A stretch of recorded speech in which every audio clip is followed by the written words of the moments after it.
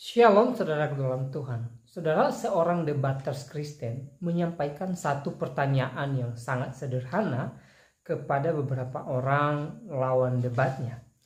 Pertanyaannya, tolong tunjukkan di mana ayatnya Allah berfirman kepada Nabi Muhammad.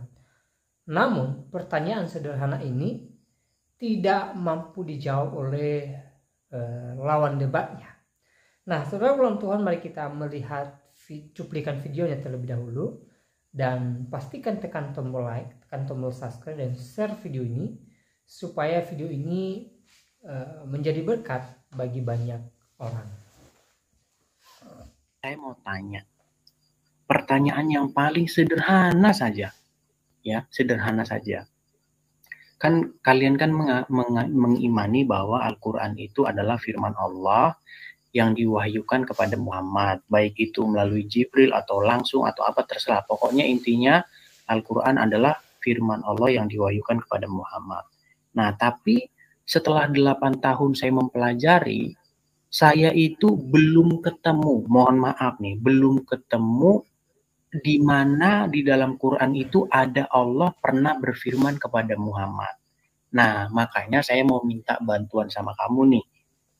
Bisa nggak saya minta tolong sama kamu tunjukkan satu saja ayat yang dimana Allah itu berfirman kepada Muhammad. Satu saja. Kalau ada, saya bersumpah. Kalau ada, saya bersumpah, ya, demi Tuhan, ya, saya mau ikut kamu lah jadi Islam. Kalau kamu bisa tunjuk sama saya satu saja ayat dalam Quran Allah berfirman kepada Muhammad. Silahkan. Ayat berapa? Kamu 8 tahun belajar Quran ya. Coba tunjukin ayatnya di mana Tuhan memberikan firman kepada utusannya. Bisa kamu tunjukkan suratnya baru kita bahas.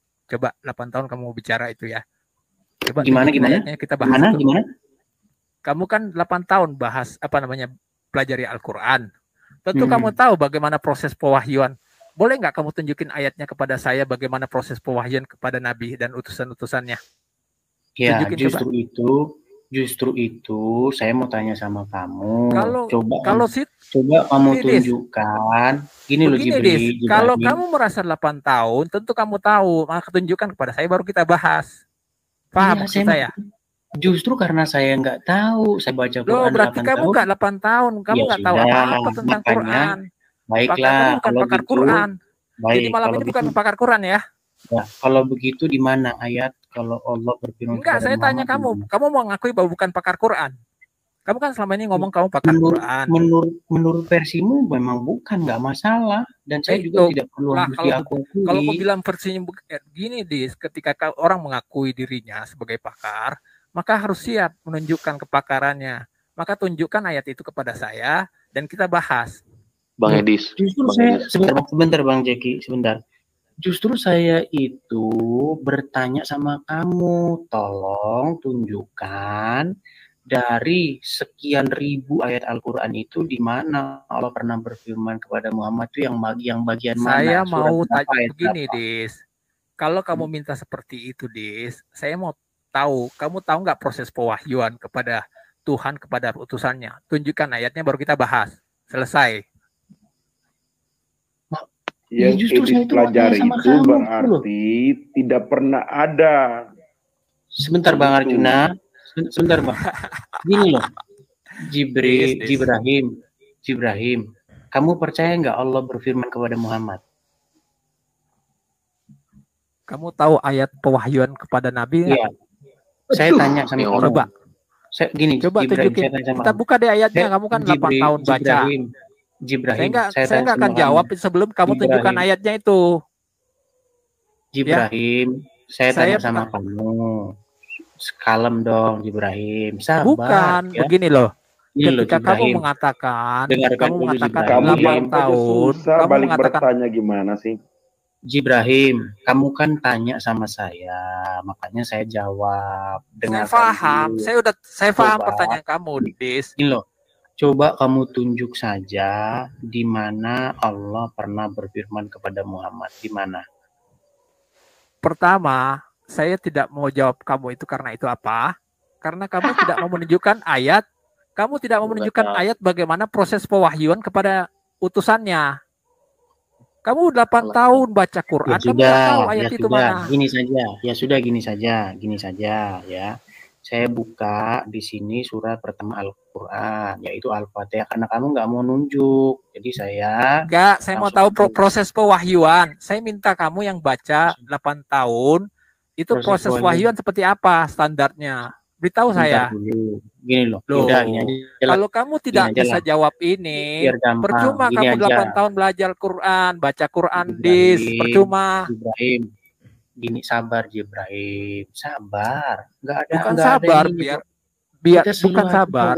Saya pikir jangan marah-marah. Sabar, jangan kejang-kejang. Kamu buang waktu kalau begini. Pertanyaan kamu gini, sebentar kamu tanya ini, tanya itu, tanya Ibrahim, ini. Di sini sudah malam. Di sini sudah malam. Ya, gini loh. Kamu percaya nggak? Kamu percaya nggak Allah berfirman kepada Muhammad? Nah, saya tanya dulu kamu sebelum saya jawab itu. Saya tanya. Padahal ringkas loh itu. Kamu ngerti nggak proses pewahyuan? Nggak bisa jawab ya. Padahal ringkas loh. Bukan nggak bisa jawab. Sebentar Bang Jaki sebelum Bang Arjuna sama Bang Jaki sabar dulu sebentar. Ini pada mereka ini pada nggak ngerti makanya kamu harus menjelaskan proses pewahyuan yang kamu pelajari tentang Al-Quran kepada mereka. Kita buka ayatnya baru kita bahas. Gini sebentar. Kita buka ayatnya ya. Yang lain tolong diam dulu teman-teman. Saya buka ayatnya. Nih, Al-Fatihah ya. Di sini Arabnya Bismillahirrahmanirrahim. Al-Fatihah. Di sini dikatakan dengan menyebut nama Allah yang Maha Pemurah, Maha Penyayang. Pertanyaan saya, ini ucapan siapa? Perkataan siapa ini? Itu pasti wahyu dari Allah lah. Oke, wahyu dari Allah. Allah berkata dengan menyebut nama Allah yang Maha Pemurah, Maha Penyayang gitu. Ya, itu logikanya. Oke, saya teruskan. Segala puji bagi Allah, Tuhan semesta alam. Maha Pemurah, Maha Penyayang, yang Maha menguasai. Nah ini, hanya kepada Engkaulah kami menyembah dan memohon pertolongan. Ini yang ngomong ini siapa? Itu kan wahyu dari Allah. Dan itu pasti kata-kata Allah. Yang ngomong hanya kepada Engkaulah. Ini yang ngomong di sini siapa? Nah, berarti gini kamu nggak paham yang namanya proses pewahyuan dan tidak mengerti bagaimana logika Al-Quran. Jangan ke situ dulu. Yang ngomong hanya kepada Engkaulah ini siapa? Kamu tahu nggak? Tadi kamu bilang yang ngomong di atas adalah Allah. Saya nggak bilang ngomong. Saya teruskan. Yang saya katakan adalah semua ini adalah kalimat Allah. Paham? Oke, jadi Allah berbicara hanya kepada Engkaulah kami menyembah dan memohon pertolongan. Allah bicara gitu. Tadi kamu bilang saya tidak bilang Allah berbicara. Ini kalimat Allah. Kamu biar perhatikan logikanya. Ini kalimat Allah yang diajarkan kepada manusia untuk memuja atau memuji Tuhannya dengan bahasa seperti ini. Paham? Di mana di sini Allah mengajarkan kepada manusianya? Nah, begitu pertanyaan kamu lagi. Susah deh, Dis. Susah, Dis, kalau kamu bertanya seperti itu. Tuhan mengajarkan wahyu, ya. Tuhan memberikan wahyunya kepada Nabi untuk bahkan di sini nggak ada kata Muhammad. Memang tidak seperti itu. Di sini nggak ada kata Muhammad. Kalau kamu buka Alkitab, semua juga ada yang banyak seperti itu, ada yang nggak ada. Sama aja, Dis. Gini loh. Sama, Dis. Caranya nggak begitu. Baca kitab suci tidak begitu, Dis. Memahami kitab suci nggak begitu caranya. Terus gimana? Membaca firman nggak begitu. Paham nggak? Terus gimana? Misalnya gini nih, kamu nemu kertas di jalan. Aku cinta kamu. Menurut kamu aku di situ siapa?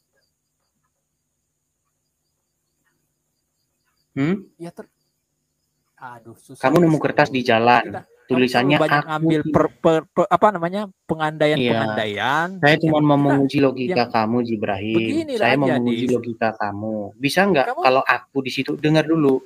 Bisa nggak kalau aku di situ kamu simpulkan adalah Jono?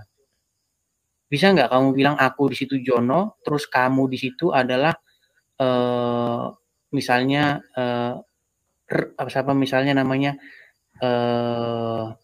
siapa sih nama perempuan? Bilanglah namanya misalnya Rika gitu, misalnya Rika gitu. Bisa nggak di situ kamu bilang kalau Jono, aku di situ Jono, kamu di situ adalah Rika? Saya ngerti tujuanmu mau mengatakan seperti ini. Paham sebentar. saya. Kenapa Al-Quran tidak diberikan? Kamu, kan ada kamu tidak bisa dari Nabi.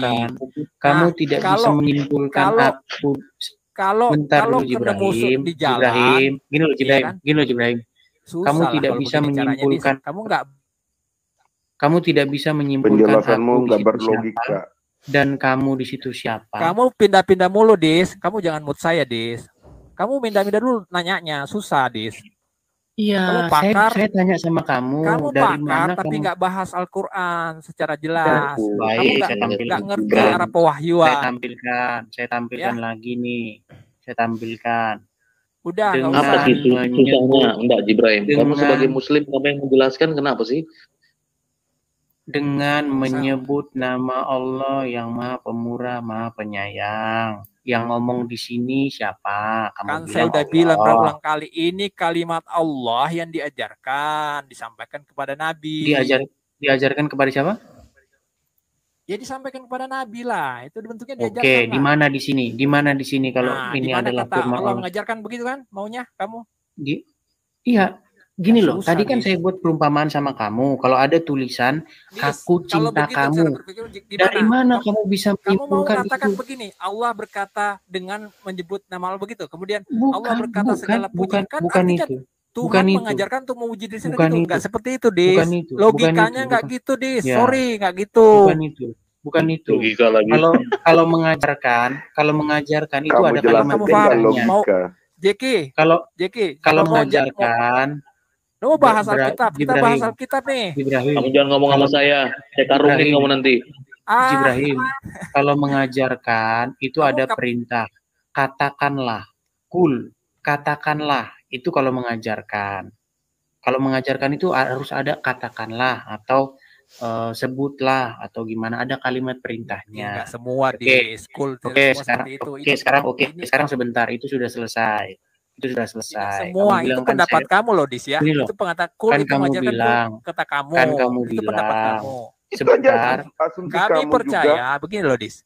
Ini kan kitab suci, ini kan wahyu Allah, kalimat kamu Allah. Bilang, mau pakai kata kul, mau enggak, itu tetap kalimat Allah. Oke, baiklah. Sekarang yang kedua. Coba kamu tunjuk kapan Allah memerintahkan Muhammad untuk menulis Quran.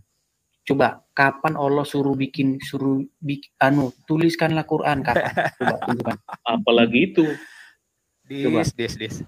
Jibrahim, gini loh. Kamu saya kasih tahu Jibrahim. Jibrahim sebentar. Arti Jibrahim. Arti Injil, tahu nggak arti Injil? Jibrahim sebentar. Jangan lari kemana-mana. Kan kamu tadi nanya sama saya. Coba kan kamu tadi nanya. Jibrahim. Ada nggak tahu arti Injil di sini? Kamu kan tadi tanya sama saya, ya kan? Saya jawab, katanya saya ini sudah baca Quran 8 tahun, makanya saya mau berbagi pengalaman sama kamu, karena saya nggak mau katanya-katanya. Saya itu paling nggak mau katanya-katanya. Kamu itu tidak paham. Enggak, saya itu mempelajari. Sekarang gini. Kamu cuma mengatakan katakan itu ajaran dari Allah, sedangkan itu bukan. Udah, gini sekarang Ibrahim. Coba kamu tunjuk di mana Allah pernah memerintahkan kepada Muhammad untuk menulis atau membukukan Quran, di mana? Itu dulu tadi Al-Fatihah kan? Saya ingat itu. Allah berkata, Bapa kami yang ada di surga. Allah berkata, dimuliakanlah namamu. Begitu, Des ya? jangan lari kemana-mana. Gini Jibrahim sebentar. Logika hilang. Gini loh Jibrahim. Jadi sekarang itu Bapak kami itu apa? Kata Tuhan, begitu. Kamu percaya nggak? Kamu percaya nggak Allah? Itu beda. Beda. Ya sama. Itu pengajarannya Yesus waktu dia menjadi manusia. Sebentar, gini loh. Sebentar, yang lain diam dulu ya. Sebentar, yang lain diam dulu. Gini loh. Kamu percaya tidak bahwa Allah memerintahkan Muhammad untuk menuliskan firman-Nya? Percaya nggak kamu? Terus kamu bilang di mana tulisannya seperti itu? Di mana ada ayat seperti itu kan? Ya, di mana Allah pernah memerintahkan Muhammad untuk menulis Quran? Di mana? Coba. Dis, kamu kan tahu bahwa ini kitab firman. Jawab aja, muter-muter kamu nih. Jeki, kamu pakar bukan Jeki? Jawab, kalau kamu jawab bukan aja, pakar dia ngomong. Jawab udah aja. Lah, kalau kamu bukan pakar nggak usah di sini. Ini jawabannya. Ini cuma pamer tampang doang di sini nih, Jeki nih. Dis, kamu belajar. kamu cuma pakar tampang, malas saya nih, Dis. Saya malas bicara ini, Dis. Saya keluar dari sini. Jeki nih, saya nggak suka nih. Saya nggak suka Silakan kamu keluar. Karena kamu sebenarnya nggak tahu gitu. Pak Dis, mendingan kita tanya ST aja. Oke, sebentar. Saya sapa dulu ST. Selamat malam ST. Ya, selamat malam. Lebih bermartabat daripada itu. Kepriwek kabar. Nanti kalau tanya aku tambah rusak nanti. Begini, bukan tanya itu. Kemarin kan udah dibahas itu sama Pak Ceki Sembiring di channelnya itu tentang Al-Fatihah. Iya, bukan tanya itu. Ya Pak Ceki ya. Kemarin udah ya Pak Ceki. Begini supaya kebagian minta maaf teman-teman, bisa minta maaf kepada Edis. Boleh saya bertanya kepada Pak ST? Ya silakan Bang. Iya karena ya oke, terima kasih Pak ST. Terima kasih Bang Edis memberikan waktu untuk bertanya sama ini. Saya suka saya suka sharing sama ST ini daripada itu DJ Ibrahim tadi, orang yang kebelit-kebelit kayak ekor itu. Saya mau tanyakan, simpel aja pertanyaan saya Pak ST. Itu kan setiap hajan itu ada ayat saya biasa kalau hajan itu saya lihat itu dibilang aku bersaksi tiada Tuhan selain Allah. Betul kan? Iya, ada. Ya pernah saya debat sama Pak Dani di channelnya Ibu Uti. Saya bilang begini, itu waktu turunnya wahyu dari Allah ke Nabi Muhammad di Gua Hiro, itu kira-kira sepanjang 20 tahun itu ada saksinya enggak? Pak Dani bilang, Pak Dani bilang tidak ada saksinya Pak. Tapi secara tersirat tidak ada, tersurat tidak ada. Oke. Tapi begini pertanyaan saya Pak ST. Kenapa kamu bersaksi tiada Tuhan selain Allah dan nabinya Nabi Muhammad? Anggaplah seperti itu ya. Padahal kalau saya bertanya begini, pernahkah kamu jumpa dengan Allah dengan Nabi Muhammad? Sedangkan kalian bukan saksi. Ini pendapat saya ya, karena di situ. Sedangkan turunnya wahyu tidak ada saksi Pak. Kira-kira bagaimana Pak ST sampaikan kepada kita? Pertanyaannya apa tadi ya? Aku kok enggak itu bentar, ya? Saya persingkat aja. Begini sebentar Pak. Ya, saya persingkat aja gini. ST, menurut Anda saksi itu adalah orang yang melihat secara langsung, betul atau tidak? Ya betul. Ya, itulah definisi saksi. Kalau Anda waktu bersyahadat mengatakan asyhadu, ya, aku bersaksi bahwa Muhammad adalah utusan Allah. Menurut Anda, bagaimana silogisme lagi nih? Bagaimana itu dapat dikatakan sebagai kesaksian yang benar?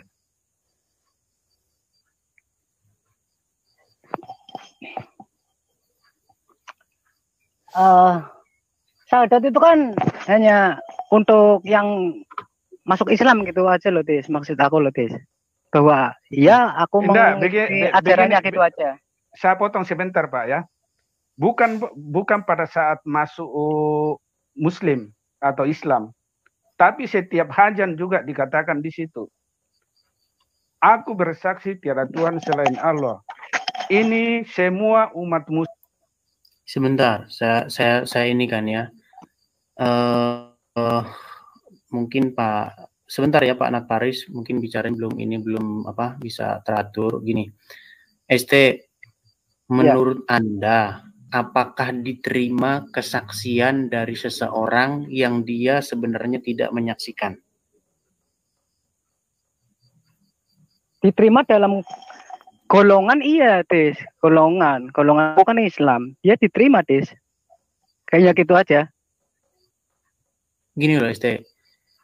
Waktu orang bersaksi, itu kan wajib dia menyaksikan. Betul? Betul.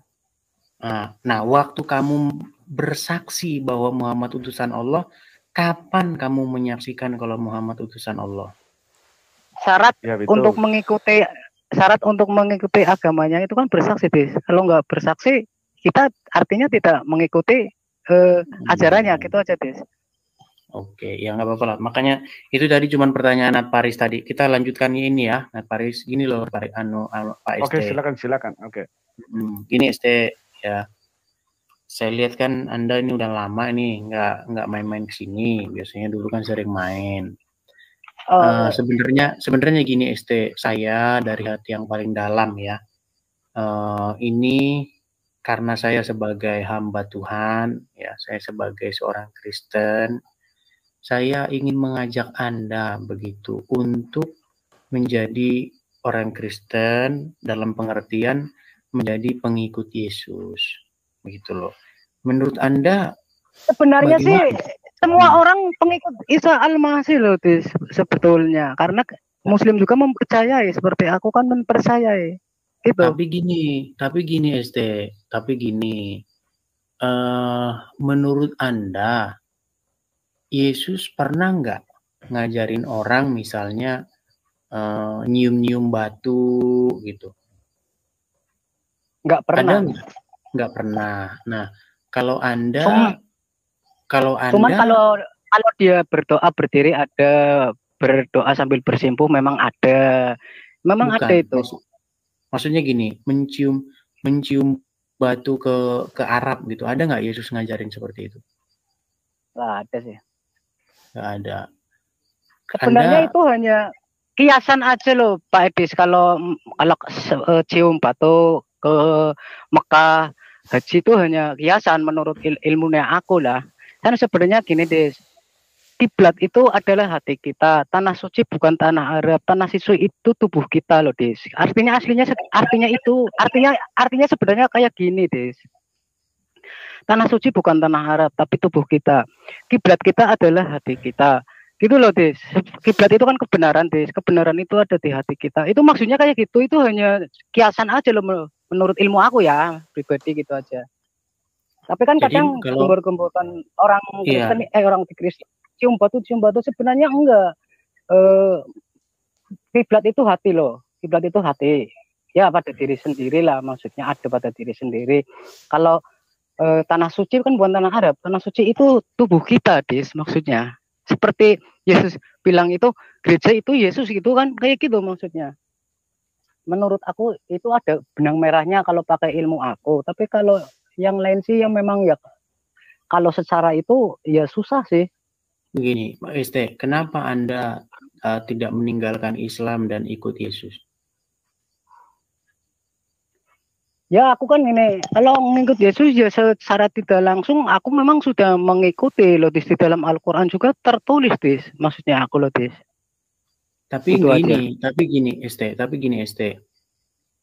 Saya kan kebetulan kan saya sudah bilang, saya itu membaca Al-Quran sudah sampai selesai. Al-Fatihah sampai Anas sudah berkali-kali saya baca. Bible juga saya baca. Jadi saya mengambil satu kesimpulan gini ST. Tidak mungkin seseorang itu menjadi pengikut Yesus, tetapi di saat yang sama dia menjadi Islam. Itu mustahil. Nah, kenapa, makanya saya bilang, iya, gini, contohnya gini.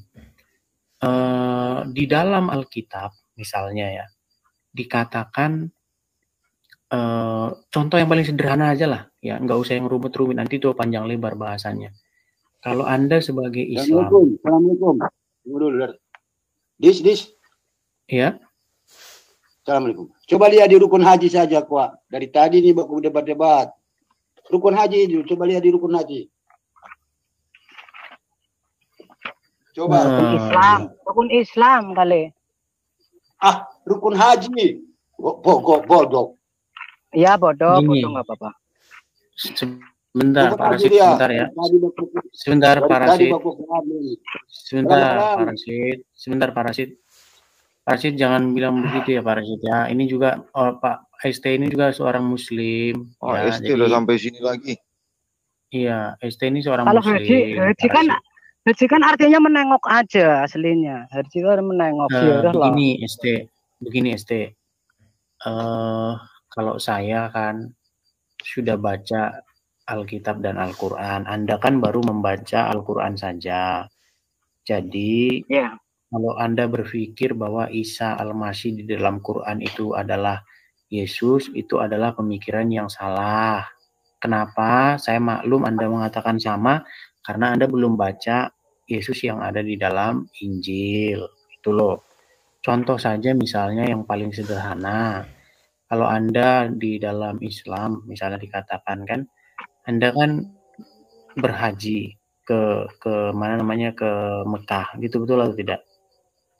Iya itu kalau mampu, kalau nggak mampu ya sampai mati pun nggak ke sana Pak Des. Iya, artinya dalam berhaji itu ada kan, kalian kan mencium batu di sana, ada nggak itu?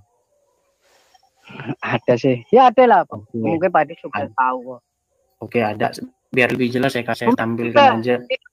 Tidak diwajibkan juga Pak Des itu. Ya, bukan masalah diwajibkan atau tidak. Yang jelas gini aja, Muhammad nyium batu nggak? Dia mencium batu Hajar Aswad. Ya, di hadis memang ada. Iya, aku pernah dengar aja. Oke. Makanya Umar kan ikut itu aja. Iya, ada nggak Yesus ngajarin nyium batu di Arab? Ya, aku nggak tahu. Ya, saya kasih tahu nggak ada gitu loh. Makanya saya bilang tadi, tidak mungkin kamu menjadi pengikut Yesus, tapi di saat yang sama kamu Islam gitu loh ST, biar paham. Tadi kan Anda nanya sama saya, kok bisa saya jelaskan itu salah satu yang paling sederhana sekali. Kalau kamu mengikut Muhammad, tidak mungkin kamu di saat yang sama ikut Yesus juga, itu mustahil gitu loh. Tapi kan makanya Nabi sih Des, maksudnya kan harus taat kepada Rasul, itu kan artinya semua Rasul itu harus ditaati Des, maksudnya aku Des. Nah, saya luruskan lagi ST, Kan Rasul. Ya, baik, saya luruskan. Ya, saya luruskan ST. Yang ditaati itu bukan Nabi. Kalau di dalam iman saya ya, seorang nabi itu tidak ditaati. Yang ditaati itu adalah firman Tuhan yang disampaikan nabi. Baik, saudara Tuhan, itu videonya kita sudah simak apa yang mereka bahas di video tadi. Ya, mereka membahas beberapa hal di dalam Alkitab dan Al-Quran. Dan semoga apa yang mereka sampaikan di video tadi menjadi berkat bagi kita. Ya, menambah ilmu pengetahuan kita, menambah pemahaman kita tentang dunia agama, dan membuat kita semakin yakin bahwa Yesus Kristus adalah Tuhan. Saudara, memang di luar sana ada orang-orang yang berusaha menyampaikan bahwa Yesus bukan Tuhan dengan berbagai alasan, dan sebagian dari mereka ya memberanikan diri untuk mengambil beberapa ayat Alkitab sebagai rujukan mereka, sebagai bukti bahwa Yesus hanyalah manusia biasa. Walaupun pada akhirnya ya, ketika mereka mengutip beberapa ayat Alkitab, ya penafsirannya selalu beda dan tidak sesuai dengan penafsiran Alkitab pada umumnya, dan tidak membuktikan bahwa Yesus hanyalah manusia biasa. Ya, Alkitab tetap menunjukkan Yesus adalah Tuhan. Yesus adalah yang ilahi, yang dari Tuhan. Ya, bahkan secara langsung Yesus memproklamasikan dirinya sebagai Tuhan. Ya, dengan mengatakan bahwa Dia adalah jalan dan kebenaran dan hidup. Tidak ada seorang pun yang datang kepada Bapa kalau tidak melalui Dia. Yesus mengatakan bahwa Dia satu-satunya jalan ke sorga.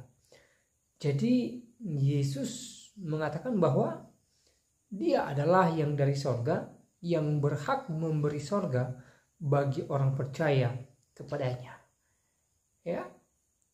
Dan ketika Yesus datang ke dunia ini juga, ya, dia mengampuni dosa manusia. Salah satu contohnya, ya, seorang yang disalib bersama-sama dengan dia di atas kayu salib. Lalu orang ini mengenal Yesus adalah Tuhan dan percaya bahwa Yesus akan kembali kepada Bapaknya, artinya kembali ke surga. Dan dia berkata bahwa Tuhan, ingatlah aku ketika kamu pergi kepada Bapakmu.